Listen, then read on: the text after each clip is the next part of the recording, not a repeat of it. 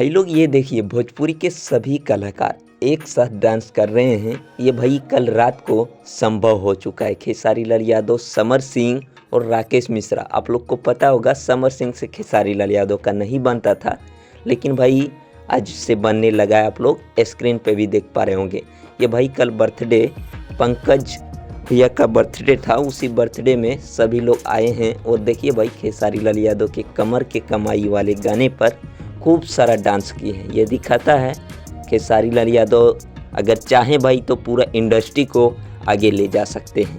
ये सिर्फ खेसारी लाल यादव कर सकते हैं, बाकी लोग में तो नहीं है। अब देखिए लगातार खेसारी लाल यादव जिन लोगों से विवाद है, सारा विवाद खत्म हो रहा है। तो उम्मीद है भाई इसी तरह से आगे बढ़ता रहे। वीडियो अच्छा लगा हो तो लाइक कीजिए, चैनल पे नए हैं सब्सक्राइब कीजिए।